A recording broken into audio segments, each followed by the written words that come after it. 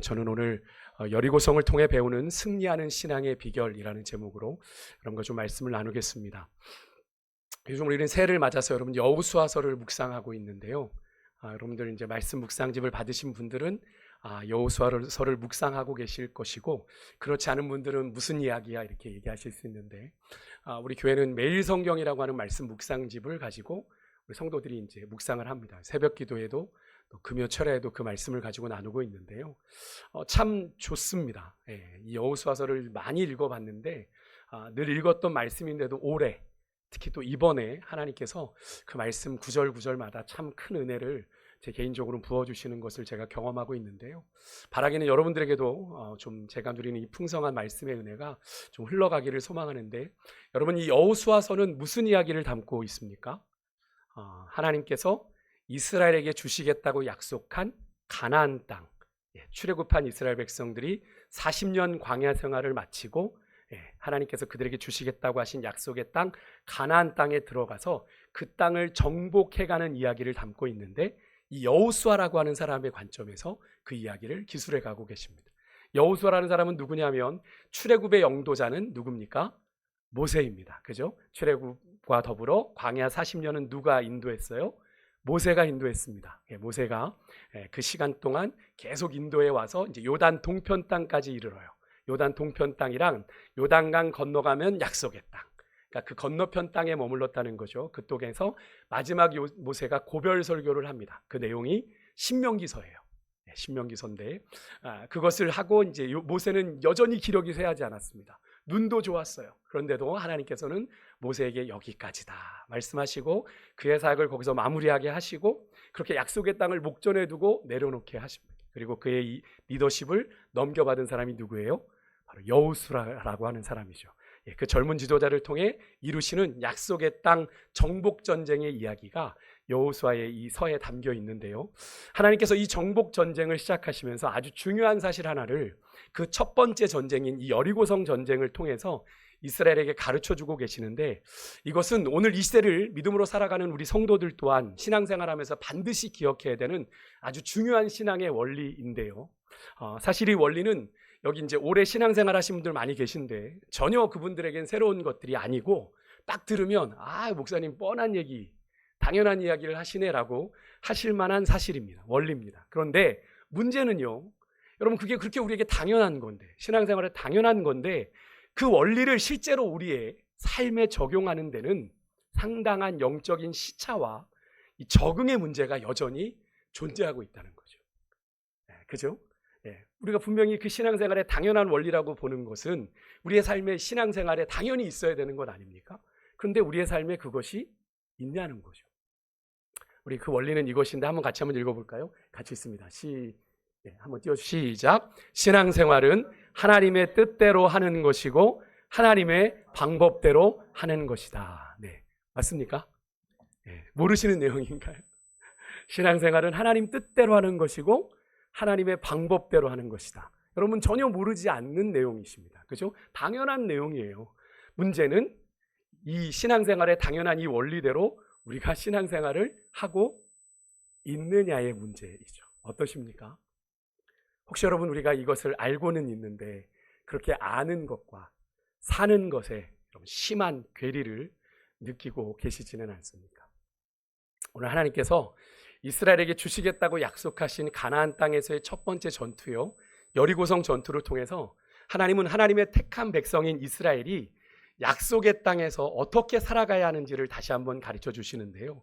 그래서 여리고성 전쟁은요, 단순히 어떤 한 성을 정복했다는 것 이상의 의미가 있는 아주 특별한 사건입니다.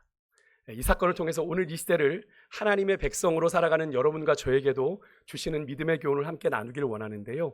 여리고는 아시는 것처럼 여호수아와 그의 백성들이 정복해야 될 가나안 정복의 전쟁의 첫 번째 요새이고 가나안 땅의 첫 관문입니다. 전주도 제가 이제 전주에서 9년을 살았는데 전주 IC를 가면 딱 뭐가 있냐면 전주 호남문이 이렇게 딱 있습니다. 그래서 전주를 딱 들어가는 것이 딱 이렇게 티가 나게 되어 있는 것처럼 가나안 땅에 뭐가 있어요? 여리고성이 그 관문처럼 있었다는 겁니다. 하나님께서 이미 이 약속의 땅을 이스라엘에게 주셨다고 약속하셨죠. 그러니까 어쩌면 이 여리고성 전쟁은 그렇게 큰 문제가 아닐 수 있을 것 같은데, 여호수아 1장 6절에 모세의 뒤를 이은 여호수아에게도 그 약속을 한 번 더 확인시켜 줍니다. 한번 같이 한번 읽어볼게요. 같이 읽습니다. 시작. 강하고 담대하라. 너는 내가 그들의 조상에게 맹세하여 그들에게 주리라 한 땅을 이 백성에게 차지하게 하리라. 아멘. 하지만 하나님께서 이 약속을 주셨어요. 그 약속의 땅 너희들에게 줄 거야. 이미 너희 조상들에게 맹세했어 라고 하는 그 땅, 이렇게 주시겠다고 약속했다고 그 땅이 저절로 이스라엘 백성들의 것이 되는 건가요? 아니죠. 물론 하나님이 여러 가지 천재지변, 지진이나 전염병, 그리고 보통 주님이 사용하시는 기근 같은 것을 그 여리고성에 보내셔서 여리고성에 자중질환이 일어나고 자멸하게 하셔서 그 땅을 차지하게 하실 수도 있었습니다만 그렇게 하지 않으셨죠. 그죠? 하나님은 이 여리고성 전쟁을 통해 이스라엘이 알아야 될 것이 있어서 일부러 그렇게 이스라엘에게 그 전쟁을 치르게 하신 건데요. 이스라엘이 앞으로 하나님이 약속하신 땅을 차지하기 위해서 철저하게 하나님과 함께 싸워야 한다는 사실을 가르치시려고 하나님께서는 이 여리고성을 그렇게 싸우게 하셨다는 겁니다. 그래서 여리고성 같은 이 견고한 성을 무너뜨리기 위해서는 사용돼야 되는 공성전의 기법이 있죠. 우리가 우리 역사를 보더라도 삼국지를 보더라도 전형적인 성을 함락할 때는 우리가 어떻게 해야 되는 공성전의 기술이 있는데 그런 것이 있지만 하나님은 그렇게 싸우게 하지 않으셨어요. 이스라엘 백성들을 그걸 일반적인 전술을 통해서 싸우게 하지 않으시고 어떻게 싸우게 하셨습니까? 하나님의 방법으로 싸우게 하셨어요. 왜냐하면 이 전쟁은 하나님의 전쟁이기 때문에 그렇습니다. 이스라엘만의 정복 전쟁이 아니라 하나님이 계획하고 준비하신 전쟁이었기 때문에 하나님의 방법으로 싸워야 했기 때문에 그런 건데요. 사실 하나님이 이스라엘에게 약속하신 이 가나안 땅에서의 정복 전쟁은요, 단순한 땅 따먹기, 땅을 정복하는 영토 전쟁이 아닙니다. 우리가 겉으로 볼 땐 그렇게 보이죠. 이스라엘이 영토를 이렇게 정복해 가니까 땅을 정복해 가는 전쟁인가 보다. 여기에는 하나님의 특별한 목적이 있는데요. 그 땅에 이미 살고 있는 악한 민족들을 하나님이 추방하시고 하나님의 정의를 따라 하나님의 뜻을 이루고 살아갈 백성들을 거기에 살게 하실 목적으로 하나님께서는 누구를 택하셨어요? 이스라엘이라고 하는 민족을 하나님이 특별히 택하셨고 그들의 조상 아브라함에게 이미 이 약속의 땅을 약속해 주셨던 걸 우리가 기억하죠. 그래서 그 약속을 따라 이제 이스라엘이 정복 전쟁을 시작하게 되는 건데요. 그래서 이 전쟁은요, 이스라엘만의 전쟁이 아니라요, 이스라엘이라고 하는 한 민족의 전쟁이 아니라 하나님이 행하시는 전쟁이고요. 그래서 이 전쟁은 이스라엘 임의대로 싸워야 되는 전쟁이 아니라 어떻게 해요? 하나님의 방법으로 싸워야 하는 전쟁이다라는 겁니다. 그 하나님의 전쟁을 대리할 자로 그 시대에 누가요? 여호수아와 이스라엘이 부르심의 소명을 감당하고 있는 겁니다. 마찬가지로요, 여러분, 시대마다 하나님의 백성들이 감당해야 될 시대적 소명이 있었어요.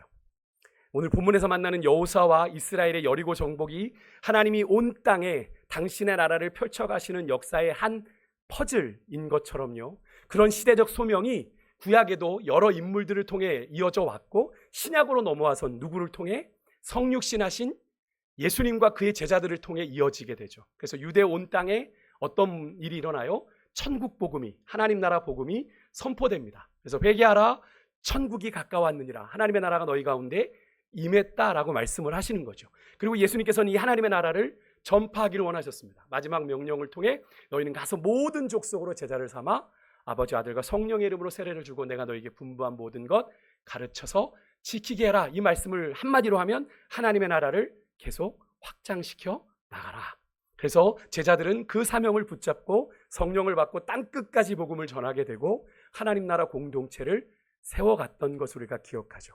그런 2000년의 그런 교회 역사 속에 여러분, 그 사명을, 시대적 소명을 감당했던 사람들이 쭉 있어 왔고 그 결과물이 어떻게 해요? 복음과 전혀 상관없었던 여러분과 저까지, 그죠? 이렇게 복음을 듣게 된 것이고 하나님 나라 백성이 된 데에는 그 당시 하나님의 부르심을 따라 그 시대마다 하나님의 선교를 감당할 사람들과 공동체들이 일어났고요, 시대마다 하나님 나라의 이야기를 그들이 만들어 갔고 그 시대적 소명이 오늘 예수를 그리스도로 믿고 고백하는 여러분과 저에게까지 이렇게 이어지게 된 것인데요. 그래서 제가 우리 교회에서 제일 많이 인용한 말씀이 베드로전서 2장 9절의 말씀을 제가 그렇게 많이 언급을 드리면서 우리에게 어떤 사명이 있음을 말씀드렸습니까? 구원받은 우리는 그냥 사는 존재가 아니다. 우리 같이 자격 없는 자들을 구원하셔서 하나님께서 택하신 족속, 왕 같은 제사장, 거룩한 나라, 하나님의 소유된 백성으로 삼으신 데에는 분명한 목적이 있다. 그게 뭐였습니까? 제가 여기 세 번역으로 해서 여러분들이 조금 헷갈리실 수 있는데, 우리를 어두운 데서 불러내요. 그죠? 어두운 재 가운데서 불러내요. 기이한 구원의 은혜의 빛 가운데 들어가게 하신 하나님의 덕을, 하나님의 은혜를 선전하기 위함이다. 어디에? 세상에 선전하기 위함이다 라고 하는 것을 제가 확인하고 또 확인해 드렸었죠.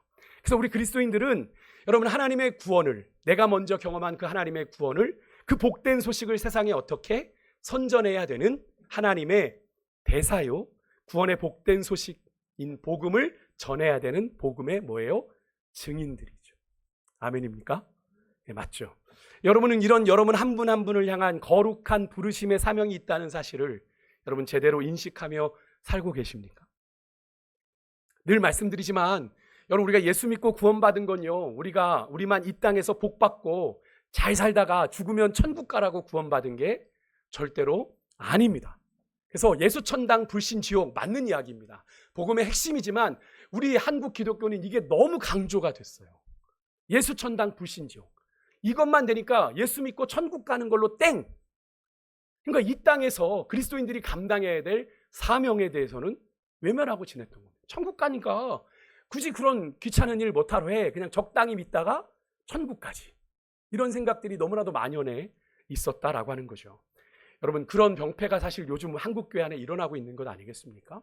여러분, 우리가 구원받은 건 절대로, 먼저 예수 믿고 구원받은 건 그 목적이 아니에요. 우리만 이 땅에서 복받고 죽으면 천국 가라, 구원받은 게 아닙니다. 우리를 통해서 작을 수 있죠. 미력할 수 있습니다. 우리가 할 수 있는 게 뭐가 그렇게 있겠어요. 하지만 하나님 나라와 복음을 이 땅에서 이루며 살아가라고, 우리의 삶을 통해 그것을 입으로 전하든 삶으로 전하든 그것을 이루며 살아가라고 먼저 그 나라를 경험한 복음의 증인으로 우리를 삼아주신 거죠. 우리를 구원하셨다는 건, 여러분, 근데 그 사명에 합당하게 살아가고 계십니까? 이렇게 물어볼게요. 여러분, 2025년 새해 여러 가지 여러분 부푼 기대와 소망 가운데 여러분 새로운 다짐과 결심들을 좀 적으셨죠. 내가 올해는 이렇게 하겠다.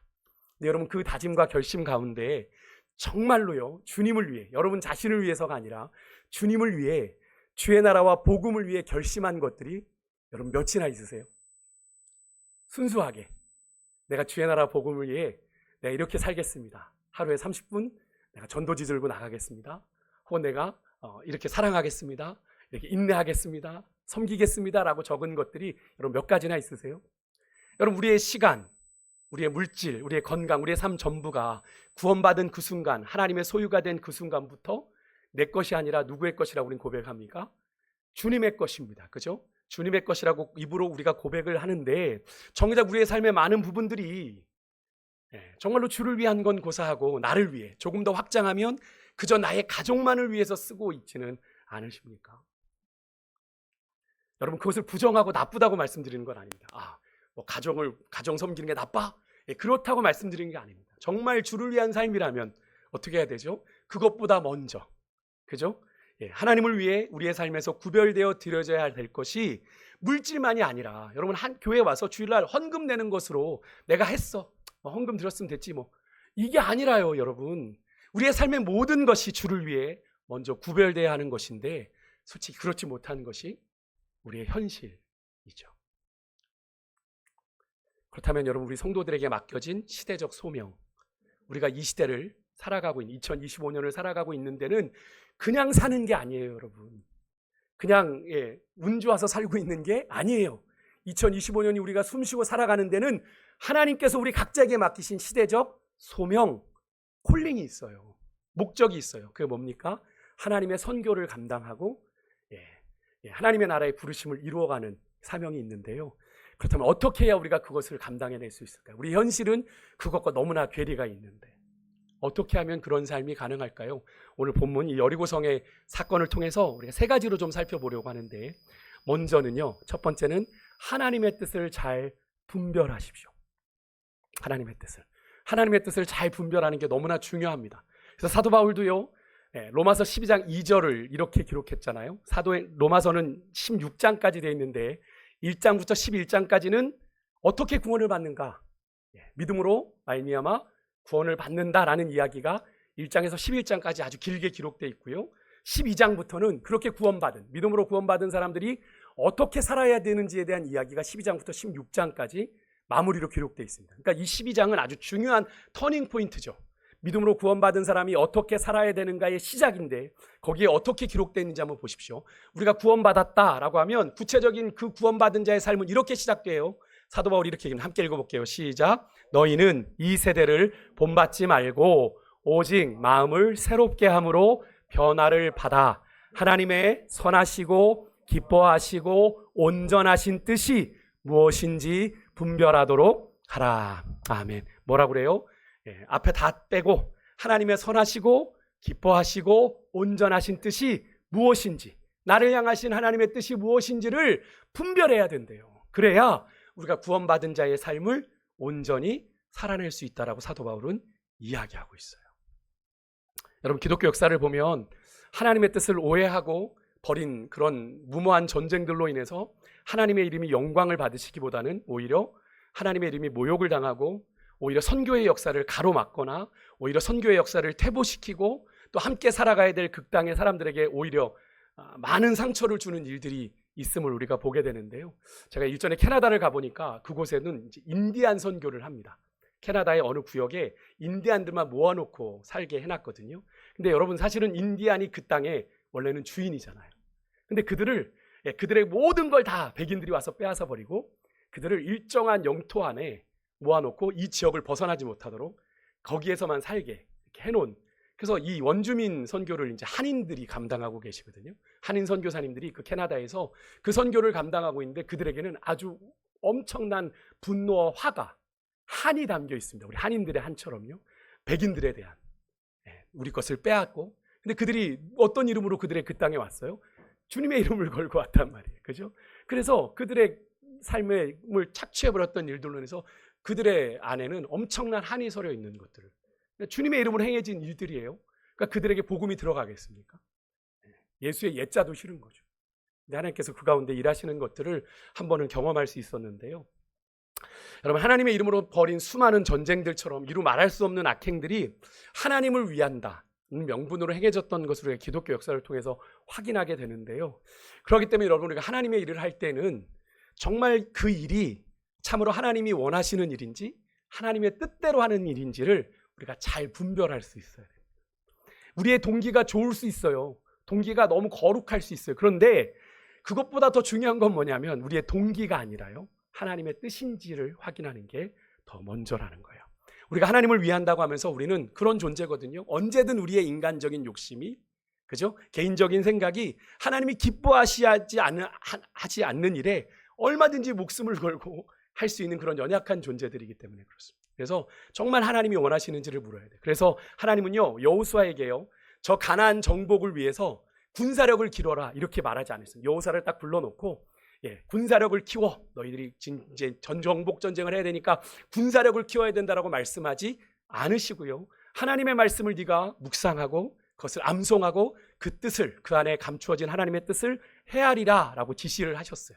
여호수아 1장 8절의 말씀 같이 한번 읽어볼게요. 여호수아에게 하나님이 주신 말씀입니다. 같이 읽습니다. 시작.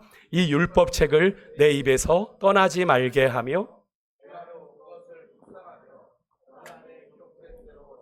지켜 행하라. 그리하면 내 길이 평탄하게 될 것이며 내가 형통하리라. 아멘. 보십시오.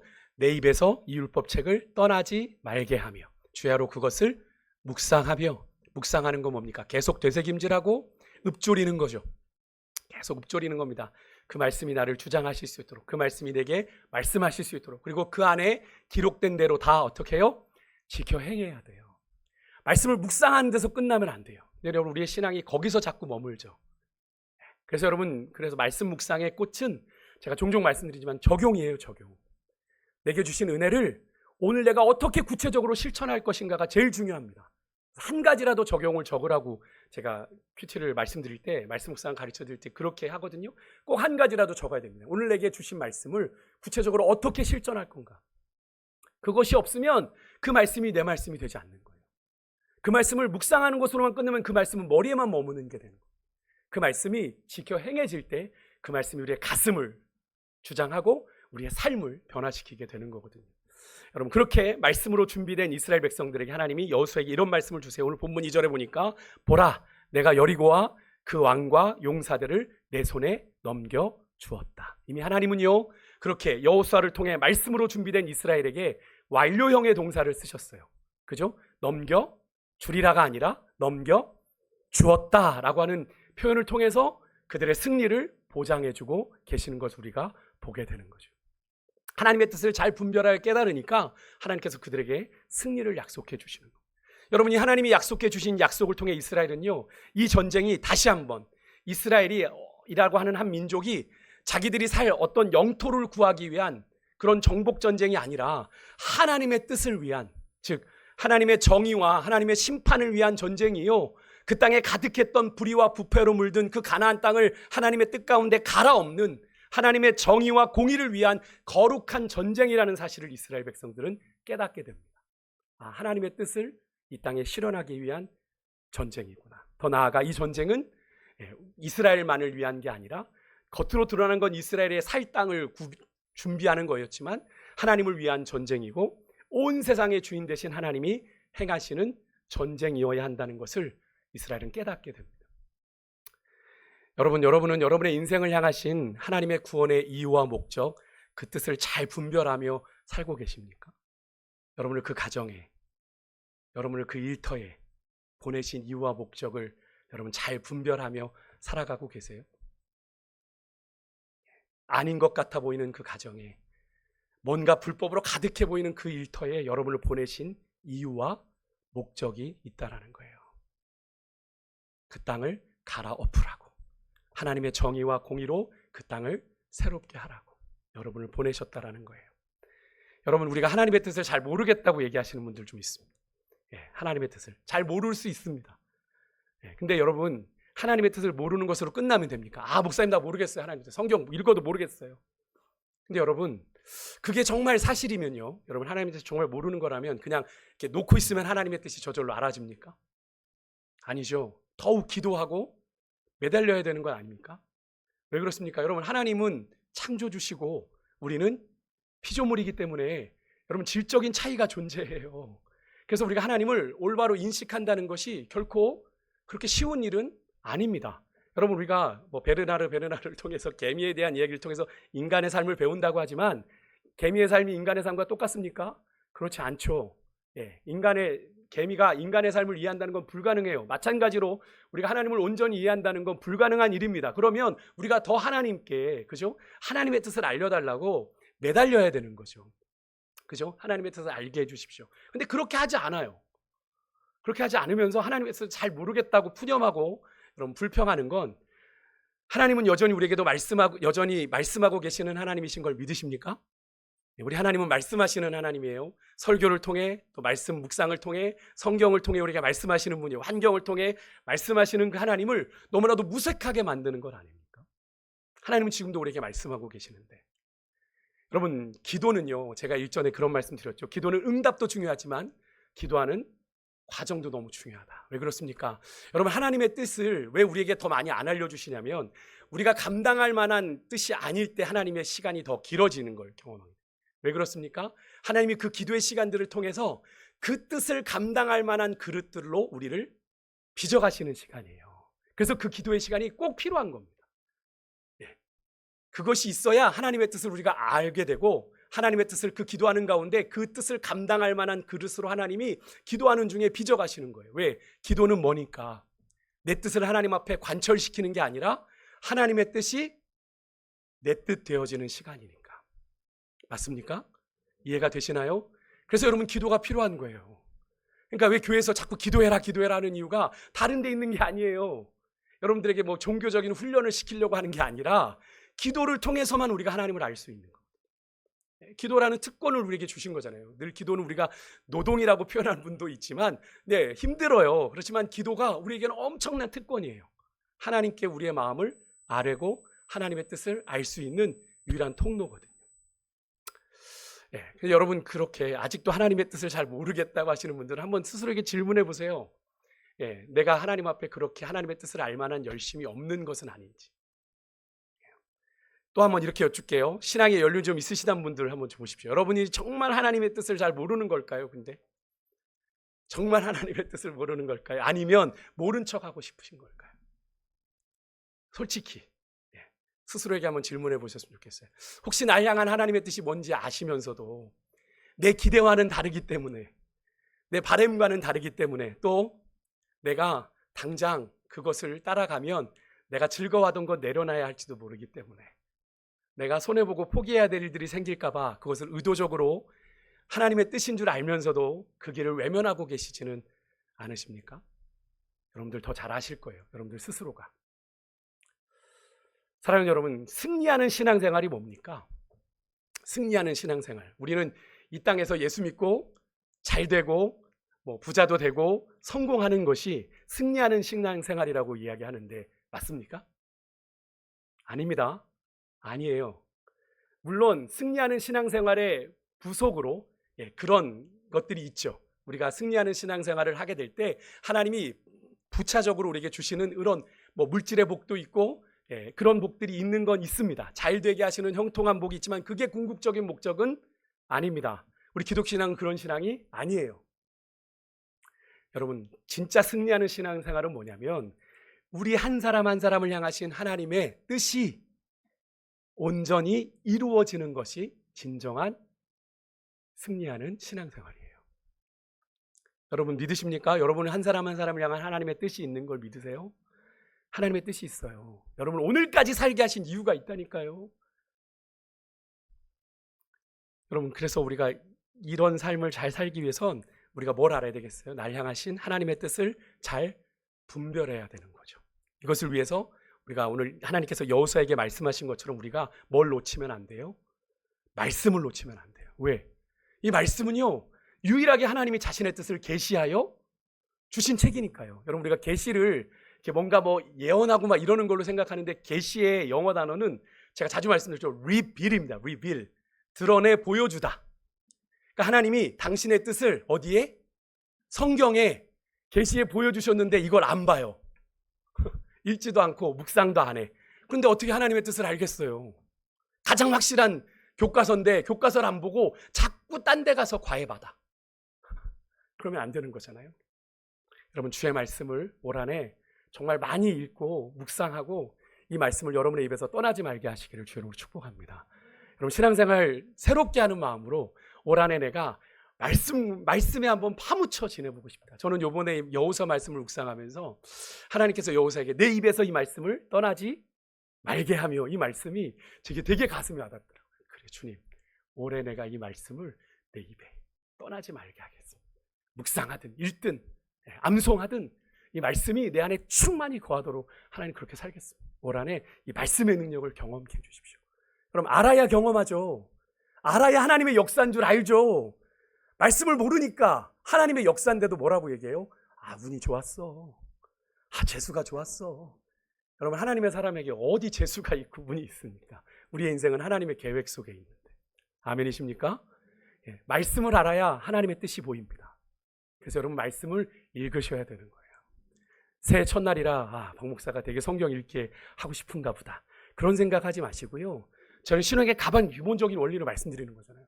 그러니까 말씀이 없고 기도가 없는데 어떻게 신앙생활이 되겠어요? 그죠? 두 번째로 우리가 하나님 나라의 부르심을 성취하는 승리하는 신앙생활을 위한 두 번째 비결은 하나님의 방법으로 싸우는 겁니다. 너무나 잘 아시죠? 하나님은 오늘 본문에서 이스라엘이 여리고를 무너뜨릴 전쟁의 방법까지도 얘기해 주셨는데 제가 서두에 말씀드린 것처럼 이 여리고 전쟁이 이스라엘의 첫 번째 전쟁이니까 앞으로 이어질 정복 전쟁을 이스라엘이 어떻게 해야 되는지의 중요한 모델이 되거든요. 이런 식으로 전쟁을 해야 된다라는 샘플이 되는데 무엇보다도 이 전쟁은 제가 누구를 위한 전쟁이라고 했어요?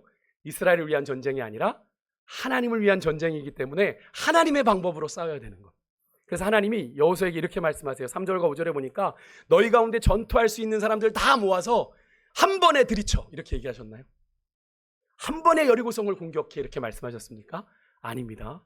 엿새 동안 그 성 주위를 날마다 한 번씩 돌고 제사장들은 양각 나팔을 불며 그 앞에 서고 여호와의 궤 앞에서 걷게 해라. 그리고 마지막 7째 날만 그 성을 제사장들이 나팔을 부는 동안에 7바퀴 돌아라. 사실 말도 안 되는 이야기입니다. 사실 납득이 되지 않는 전쟁의 방식이에요. 공성전, 아까도 말씀드렸죠. 성을 공격하기 위한 일반적인 전술과는 너무나도 다릅니다. 조금은 기이한 전투 방식이지만 근데 이스라엘은 그 하나님의 말씀에 순종해요. 순종합니다. 사실 자신들이 납득할 수 없는 방법으로 전투를 수행하라는 명령에 여러분 아무 말 없이 순종한다는 거 결코 쉽지가 않습니다. 그죠? 여러분도 뭔가 납득이 되지 않는데 이해가 되지 않는 지시를 상사에게 받거나 누군가에게 받으면 참 하는 게 껄끄럽습니다. 그죠? 마음의 불편함도 있고요. 그랬을 거예요. 근데 저는 이 이스라엘 백성들을 하나님이 이 순종의 자리로 이끄시기까지 하나님은 이스라엘 백성들의 순종을 훈련하셨다는 거 여러분 아십니까? 요단강을 건널 때도 마찬가지고요. 5장에 보면 이스라엘 백성들이 길갈에서 할례를 합니다. 할례가 뭐죠? 남자들 수술입니다. 남성들 하는 수술. 그 표피를 잘라내는 수술인데요. 지금도 그 수술을 하면 아무리 의술이 좋아져도 일주일 동안은 거동이 불편한데 그 당시엔 그런 의술이 아닌 거였기 때문에 얼마나 더 많은 시간을 남자들이 그것도 전부. 왜냐하면 지금 이 이스라엘의 이 백성들은 남자들은 다 출애굽하고 나서 광야에서 태어난 자들이거든요. 그러니까 다 할례를 받지 않았습니다. 그러니까 지금 그들이 다 표피를 자르고 누워 있으니 근데 그 길갈이 어디냐면 가나안 백성들이 딱 보이는 곳이에요. 보이는 곳. 딱 이스라엘 백성들이 뭐 하고 있나 이렇게 내려다볼 수 있는 벌판 같은 곳에서 그들이 그 일을 했다는 겁니다. 여러분 그게 가당키나 한 이야기입니까? 그런 가운데 갑자기 가나안 족속들이 쳐들어오면 어떻게 되는 거예요? 다 죽는 거잖아요. 사실 그런 일도 있었고요. 창세기에 그런 일들이 있지 않았습니까? 그런 것처럼 사실 되게 위험한 일인데 하나님이 그 일을 시키세요. 근데 이스라엘 백성들이 어떻게 합니까? 순종하죠. 할례를 행하고 그 다음에 유월절을 지키게 됩니다. 근데 하나님이 그들을 지켜주셨어요? 안 지켜주셨어요? 그들을 지켜주셨습니다. 하나님은 그들의 순종을, 이스라엘의 순종을 빌드업해 가셨어요. 조금씩 요단강을 통해 또 길갈의 할례를 통해 마지막 여리고성 전쟁을 통해요. 이스라엘 백성들이 그래도 겉으로는 표현은 안 했지만 하나님의 이 말도 안 되는 이 전술을 가지고 별의별 생각이 그들의 안에는 많이 들었을 겁니다. 그렇지만 표현하지 않았어요. 특히 마지막 날 성 주변을 7번 돌고 제사장들이 나팔을 불 때 소리치면 성벽이 무너질 거다? 가당치도 않은 이야기죠, 사실은. 그죠? 하지만 여호수아 이스라엘 백성들은 하나님이 명령하신 대로 했습니다. 그리고 난공불락의 성 여리고성이 무너져요. 여리고성의 열쇠는 어디에 있었습니까? 이스라엘 백성들의 순종에 있었습니다. 순종. 그들이 순종하느냐, 순종하지 않느냐.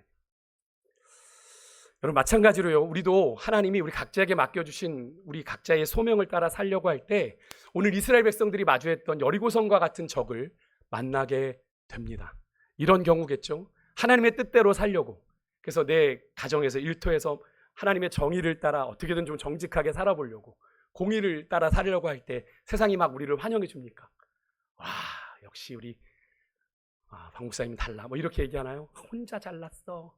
혼자 깨끗한 척해. 이런 얘기 듣잖아요. 그죠? 인간관계에서 도저히 용서할 수 없는 상대를 만났을 때 또 내 안에서는 어떤 일들이 일어납니까? 내 안에 견고한 진처럼 변화되지 않고 자꾸 나를 발목 잡는 내 안에 깊이 뿌리 박은 그 죄성을 깨닫게 될 때가 바로 그 여리고성을 마주하는 그런 때일 텐데요. 그런 때마다 우리는 어떻게 해야 됩니까? 하나님께 여쭤야 돼요. 내가 하던 방식대로 그 문제를 처리하는 게 아니에요. 내가 알던 방식대로 그것과 싸우는 게 아니에요. 하나님은 이스라엘을 그렇게 하게 하지 않으셨습니다. 하나님이 그것에 대해서 뭐라고 말씀하시는지 여러분 말씀을 묵상하고 기도하고 할 수 있다면 주변에 교회의 중보를 구하고 하나님의 방법을 찾아야 됩니다. 내가 이것을 어떻게 해결해야 되는지. 여러분 잘 보십시오. 우리가 지금 아이성까지 묵상을 하셨을 텐데 여리고성과 아이성을 정복하는 방법이 똑같았습니까? 아닙니다. 그죠? 달랐습니다. 하나님은 그때마다 같은 상황인 것 같은데 다른 방법으로 역사하실 수 있어요. 어쩌면 너무나도 똑같은 상황인데 하나님은 어느 때는 가라고 하실 수 있는데 어느 때는 멈춰라고도 하실 수 있어요. 그래서 우리는 날마다 물어야 돼요. 날마다 물어야 돼요. 똑같은 일상이라고 나는 하나님께 물을 게 없어요라고 얘기하시는 분들이 있는데 똑같은 일상이라고 하는 여러분의 일상이 똑같던가요? 아니잖아요. 수많은 변수들로 인해 똑같은 일상임에도 이런저런 일들이 다르게 일어나잖아요. 그렇기 때문에 물어야 되는 겁니다. 매일 아침. 하나님, 내가 오늘 어떻게 살아가야 될까요? 어떻게 주의 뜻을 이루어갈까요? 물어야 되는 거예요. 여러분, 그렇게 찾았는데, 방법을 찾았는데 우리의 상식과 안 맞아요. 내가 더 나은 방법이라고 믿었던 것과 다르다고 하더라도 우리는 어떻게 해요? 하나님께서 그렇게 주시는 그 말씀에 어떻게 해야 됩니까? 순종해야 됩니다. 여러분, 우리 하나님은 우리의 상식과 이해대로 일하지 않으세요. 맞죠? 네. 하나님은 창조주시고 우리는 피조물이니까 차이가 있단 말이에요. 근데 자꾸 우리는 하나님을 우리에게 맞춰서 이해하려고 하는 거예요. 네. 완벽하게 하나님을 이해한다는 건 불가능합니다. 자꾸 여러분의 상식과 지혜로 하나님의 방식에 순종할지 여부를 판단하지 마세요. 먼저 순종하십시오. 하나님의 말씀이 분명하다면 여러분의 이거 상식적으로 안 맞아. 상식적으로 안 맞았으면 여리고성은 정복 못했어요, 여러분. 그게 상식적인 방법입니까? 택도 없는 이야기죠. 그런데 그 상식적이지 않은 방법에 순종했더니 그 견고한 성읍이 무너졌어요. 여러분, 그래서 우리가 먼저 순종하면 그 순종이 이해되는 경우가 있어요. 제가 종종 말씀드려요. 신앙생활은 뭐죠? 잊어버리셨네. 선, 순종, 후, 경험입니다. 한번 따라해 보시겠어요? 선, 순종, 후, 경험입니다. 하나님의 말씀에는 순종이 먼저지. 계산기 두드리고 나중에 경험하겠습니다. 그건 초보 때. 홍해를 건널 땐 그랬죠. 홍해를 건널 때는 마른 땅 보여주고 건너라. 걸음마 해야 되는 단계니까. 그런데 요단강, 여러분 광야 40년을 지내고 요단강을 건널 땐 하나님이 이스라엘 백성들에게 똑같은 강을 놓고 어떻게 하셨어요? 제사장들이 궤를 메고 그 강에 발을 들일 때 이미 막 범람해서 막 강물이 요동치고 있는데 그 강물을 향해 발을 내디딜 때 요단강이 갈라졌어요. 뭘 의미하시는지 아시겠습니까? 이제 하나님께서 우리에게 요구하시는 건 홍해를 건너는 상황이 아니라 요단을 건너는 상황을 우리에게 요구하고 계시는 거예요. 2025년 여러분 먼저 순종하셔야 돼요. 여러분 이거 순서 바꾸시면 안 됩니다. 순서 바꾸면요, 선순종 후경험을 바꿔서 내가 계산기 두드리면 여러분 죄송한데 여러분 수십 년 신앙생활에도 여러분의 수준만큼만 하나님을 경험하게 되는 거예요. 잘 생각해 보십시오. 수십 년 신앙생활했는데 나는 이것만큼 내 5라는 기준점을 딱 놓고 있으면 그 이상은 하나님을 절대로 경험하지 못합니다. 근데 먼저 순종하면요, 여러분의 수준과 여러분의 한계를 뛰어넘는 하나님의 일하심을 경험하게 되는 거예요. 그것이 신앙생활입니다. 그럼 신앙생활이 내 힘으로 하는 거예요? 아니잖아요. 내 힘으로 하는 건 종교생활. 교회 오고 뭐 봉사하고 이렇게 하는 건 종교생활. 신앙생활은 하나님을 믿고 의지하는 가운데 나아가는 거잖아요. 하나님의 역사를 경험하는 거잖아요. 여러분 신앙생활은 여러분 하나님의 은혜로 가는 거거든요. 그러니까 순종해야 경험할 수 있는 거죠.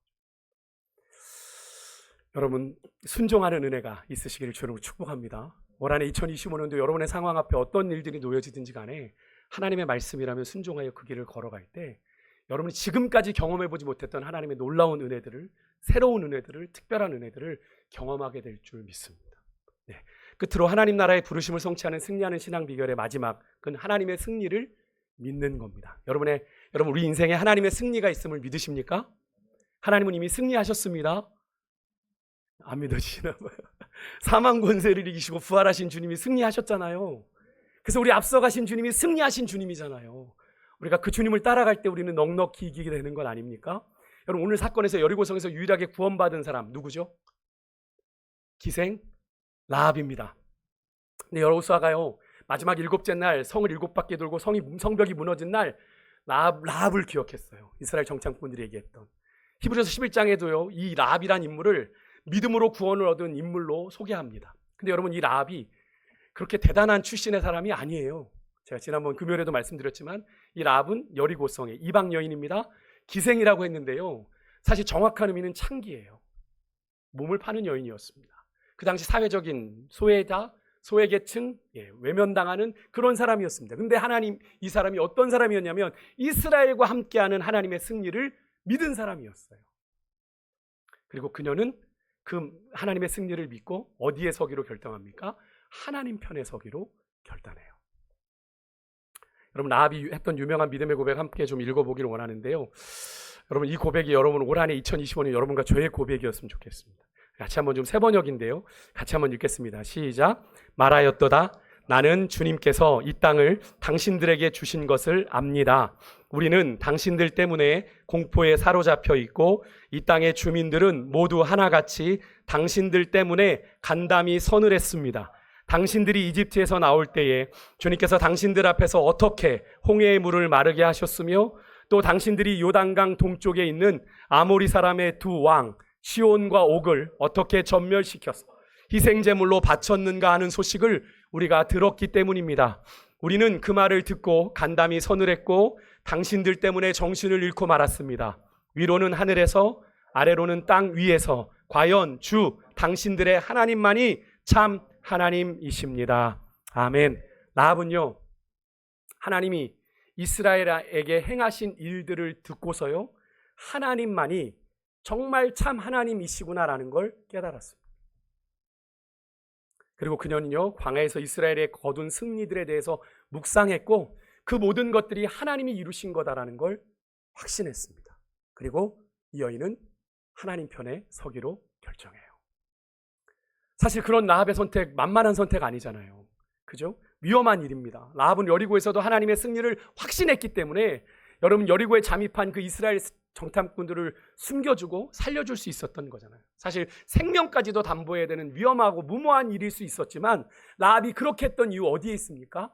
하나님이 이 여리고성에서 승리하실 거다 라는 걸 확신했기 때문에 그 어떤 것도요, 이 라합은 감내할 수 있었던 거예요. 여러분, 우리가 성경에서 말하는 믿음 그렇게 관념적이거나 맹목적이지 않습니다. 우리가 무조건 믿어라 이렇게 말하지 않죠. 여러분, 우리의 믿음의 근거는 어디 있습니까? 하나님의 말씀입니다. 라합이 뭘 들었어요? 하나님이 행하신 일들을 들었습니다. 그죠?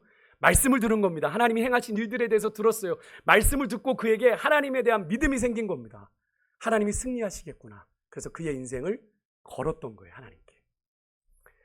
여러분, 하나님이 하신 일들을 우리가 믿는다는 건 하나님이 하신 일들을 말씀을 통해 꼼꼼히 살펴보고 내가 하나님 편에 서서 하나님 나라의 승리를 위해 싸우며 살겠습니다 선택하는 것이 바로 믿음이에요. 여러분, 그래서 성경에 나오는 믿음을 헬라어 단어로 피스티스라고 하는데요. 이 피스티스라는 단어가 우리가 이제 믿음을 얘기할 때 빌리프를 생각하잖아요. 뭔가를 믿는다. 근데 그런 개념보단 성경에 말해서 말하는 믿음은 충성, 신실함에 더 가깝습니다. 충성, 신실함. 여러분, 이게 뭘 의미하겠어요? 믿음은 뭘로 드러나야 돼요? 충성으로, 신실함으로 드러나야 된다라는 거예요. 여러분, 하나님을 믿으십니까? 그럼 여러분의 믿음은 하나님 앞에 뭘로 드러나야 돼요? 충성으로 드러나야 돼요. 하나님 앞에 얼마나 신실한가로 드러나야 돼요. 그래서 여러분, 믿음은 하나님과 그의 나라에 대한 충성, 신실함이라고 이야기할 수 있어요. 한번 따라해 보실까요? 믿음은 하나님과 그의 나라에 대한 충성이다. 충성이다. 충성이다. 그래서 여러분, 우리의 최종적인 충성의 대상은 우리의 민족도 아니고 국가도 아니에요. 정치적 이념이나 사상도 아니고 심지어 가족도 아닙니다. 오직 그리스도인은 누구에게만 충성합니까? 하나님께만 충성합니다. 그래서 주의 나라와 복음을 위해 가족들을 섬기고 주의 나라 복음을 위해 일터를 섬기고 주의 나라 복음을 위해 세상을 위해 섬기는 일을 하는 거예요. 하나님께만 충성합니다. 그래서 라합의 행위가 하나님께는 배반의 행위가 아니라 믿음으로 평가받는 거예요. 충성되다 평가받는 거예요. 하나님 그런 라합의 믿음을 보시고 오늘 본문 25절 우리가 읽지 않았는데 그녀와 그의 가족들을 구원합니다. 여호수아가 기생 라합과 그의 아버지의 가족과 그에게 속한 모든 것을 살렸으므로 그가 오늘까지, 이 여호수아가 기록되는 오늘까지 이스라엘 중에 거주했다라고 성경을 기록해요. 여러분, 기생 라합은요, 단순히 그 성이 무너지는 데서 목숨만 건진 게 아니라 혈통적으로는 이스라엘과 전혀 상관이 없는데 그 여인이 어떻게 돼? 그가 오늘까지 이스라엘 중에 거했다는 건 뭘 의미하는 겁니까? 그와 그의 후손이 이스라엘 백성이 되었다. 무엇으로? 믿음으로. 그리고 더 나아가 여러분 아시겠지만 마태복음 1장에 예수님의 족보가 나옵니다. 아브라함과 다윗의 자손 예수 그리스도의 세계라. 아브라함이 이삭을 낳고 이 계보에 5명의 여인들이 등장하는데 그 여인 가운데 하나가 바로 이 기생 라합이 되죠. 전승에 의하면 그 여리고에 왔던 정탐꾼 중에 한 사람과 결혼을 했다고 합니다. 하나님의 승리를 향한 온전한 믿음 하나로 이 라합은 인생 역전을 넘어 어떻게 해요? 존귀한 인생이 되었음을 우리가 확인하게 되는 그런 사건이죠.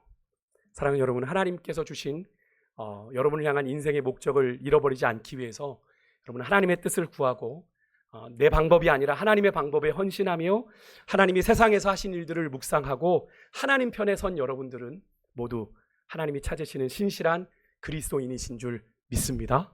예, 그런 그리스도인답게 여러분의 2025년도를 그렇게 신실한 자에게 하나님이 맡기시는 거예요. 약속하시는 그 땅을요. 아무에게나 하나님이 사명을 맡기시는 게 아닙니다. 여러분 아무에게나 일을 맡기시나요? 믿을 만한 사람에게 여러분들의 일을 나눠주시는 거잖아요. 하나님도 마찬가지입니다. 충성된 종에게, 믿음 있는 자들에게, 하나님께 충성됨을 보이는 자들에게 하나님이 약속하신 그 땅을 올해 2025년도엔 반드시 허락하실 건데요. 저는 바라기는 우리 세강의 모든 성도님들이 바로 그 땅을 밟는 은혜, 하나님 올해 내 인생에 이런 은혜를 주셨습니다. 하나님의 특별한 은혜입니다를 고백하는 그런 2025년. 그래서 하나님의 승리를 여러분의 삶의 현장에서 더욱 생생하게 경험하고 누리는 복된 한 해가 되시기를 주의 이름으로 축복합니다. 우리 같이 찬양하겠습니다. 우리 아까 마지막 불렀던 주님